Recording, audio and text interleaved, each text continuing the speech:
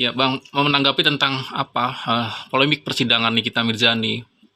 Menurut Abang dari segi marwah hukum tentang sidang Nikita Mirzani yang ada polemik dan segala macam, Abang melihat dan menyikapinya seperti apa, Bang?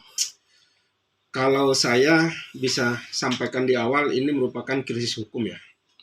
Krisis hukum di mana kita juga sama-sama mengetahui bahwa persoalan-persoalan dalam wilayah hukum pengadilan, persoalan-persoalan dalam wilayah pengadilan, dan persoalan-persoalan dalam ruang sidang merupakan persoalan-persoalan yang sering terjadi. Dan tidak serta-merta semua yang menjadi persoalan itu kita juga memandang itu sebagai sebuah pelanggaran hukum atau langsung menyimpulkan sebagai substansi ada delik hukumnya gitu. Kalau dilihat secara substansial delik dari perbuatan atau dari isu-isu yang berkembang di media sosial terhadap proses persidangan Nikita Mirzani, menurut saya itu sah-sah saja, biasa-biasa saja sih ya, gitu.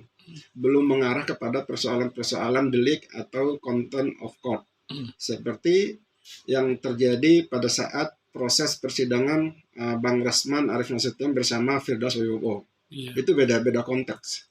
Nah, melihat persoalan Nikita Mirzani, ada beberapa persoalan yang harus kita pahami betul terkait dengan SOP seorang tersangka dan atau seorang terdakwa. Nah, Nikita Mirzani saat ini adalah sudah menjadi seorang terdakwa yang dimana kekuasaan penuh berada di tangan kejaksaan. Karena seorang jaksa atau kejaksaan yang mewakili publik, dalam hal ini negara, ya jaksa itu bukan atas nama kejaksaan ya, udah atas nama negara dia. Dia memiliki aturan atau SOP yang telah ditentukan untuk semua terdakwa yang ada di bawah tahanan mereka itu harus mengikuti aturan mereka. Itu terkait dengan penggunaan aksesoris, misalnya pemakaian rompi, pemborgolan segala macam. Hanya mereka yang bisa menentukan secara subjektivitas apakah terdakwa ini perlu apa tidak memakaikan rompi. Tapi kalau pakai rompi semuanya sama kayaknya. Perlu apa tidak menggunakan persidangan atau mengarah kepada persidangan itu menggunakan borgol. Kan begitu. Kalau teman-teman melihat bahwa setiap terdakwa yang turun dari mobil tahanan di pengadilan itu pasti diborgol. Nah, bagaimana penggunaan rompi? Ketika sudah masuk di wilayah pengadilan, dalam wilayah pengadilan, bukan ruang sidang ya, maka penggunaan rompi itu sah-sah saja. Sampai ke ruang sidang pun, kalau sidang belum dimulai, itu penggunaan rompi itu sah-sah saja menurut SOP dia. Apa sih fungsi rompi itu? Fungsi rompi itu untuk bisa jaksa, pengawal kejaksaan itu memastikan bahwa terdakwa yang ada di bawah kekuasaannya itu dibedakan dengan pengunjung sidang lain, dibedakan dengan para pihak yang ada di ruang sidang. Nah, kapan itu rompi itu bisa dibuka? Nah, ini dilihat dari prosesnya. Kalau rompi itu kadang-kadang majelis hakim suruh buka di luar ruang sidang. Kadang-kadang yang selalu dan sering terjadi itu sebelum dimulai persidangan, walaupun sudah ada dalam ruang sidang, rompi itu dibuka dalam ruang sidang. Jadi pada saat sidang hakim minta bahwa semua memiliki kedudukan yang sama di depan hukum. Sehingga aksesoris itu hakim memakai jubah merah hitam, jaksa dan pengacara memakai jubah dasi putih, terdakwa memakai baju yang rapi, tidak ada harus hitam putih, tidak. Gitu. Apakah boleh nggak sidang menggunakan rompi? Boleh-boleh saja. Tidak ada yang melanggar, tidak. Cuman hakim kadang-kala hampir semua hakim tidak mau bahwa seorang terdakwa yang sedang didudukkan dalam sidang atau bangku terdakwa menggunakan rompi sidang karena menghormati hak asasi manusianya. Gitu. Ya, jadi itu. Jadi kenapa sih jaksa itu ngotot terhadap terdakwa?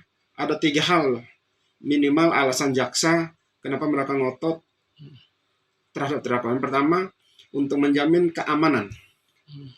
Ya, terdakwa yang ada di bawah pengaruhnya. Jangan sampai dalam perjalanan dari kantor kejaksaan ke pengadilan, dari pengadilan ke ruang sidang atau dari sidang menuju sidang, terdakwa ini mengalami berbagai macam hal yang tidak diinginkan. Misalnya ada orang yang iseng memukul, ya dong, Ya. ada orang iseng yang main tusuk segala macam. Itu kan harus diantisipasi. Makanya dia dikawal ketat. Apalagi sidang-sidang yang mendapat perhatian publik, ya Nikita Mirzani. Oh, itu ketat pengawalannya. Jangan sampai ada orang yang tidak suka sama tiba-tiba lempar Nikita Mirzani pakai sandal, itu jaksa bisa dipecat. Gitu. Itu yang pertama. Yang kedua, kenapa harus pakai rompi? Yaitu tadi, untuk membedakan seorang terdakwa kasus pidana dengan pengunjung-pengunjung sidang lain. Kan banyak di ruang sidang itu. Bukan hanya Nikita Mirzani aja.